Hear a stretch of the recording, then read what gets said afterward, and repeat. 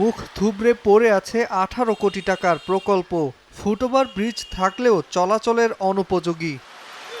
প্রতি 2 কোটি টাকা ব্যয়ে নোয়াখালীর সোনাপুর সোনাইমুড়ি 4 লেন সড়কের 9টি স্থানে ফুটওভার ব্রিজ নির্মাণ করা হয় 2021-22 অর্থ বছরে। স্থানীয়দের অভিযোগ, দুর্ঘটনা রোধে নির্মাণ করা হলেও ব্যবহারের উপযোগী হয়নি ব্রিজ।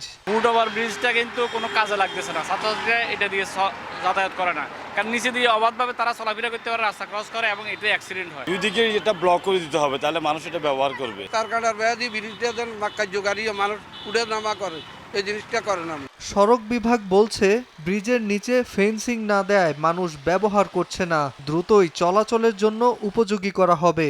প্ল্যান আছে যে বাকি অবস্থানগুলোতেও আমরা ফেন্সিং প্রদান করব, যাতে জনগণকে অনেকটা এনফোর্স করেই যাতে এটা ব্যবহার উপযোগী করা যায়। জনগণ যাতে বেশি বেশি ব্যবহার করে, ওই অবস্থানগুলোতে যাতে দুর্ঘটনা ভবিষ্যতে আর না হয়। সদর উপজেলার দত্তেরহাট জেলা জামে মসজিদ মোড়, মাইজদি বাজার, বেগমগঞ্জ উপজেলার একলাশপুর হাই স্কুল সহ বিভিন্ন স্থানে নির্মাণ করা হয় এই ব্রিজগুলো। সময় সংবাদ, নোয়াখালী।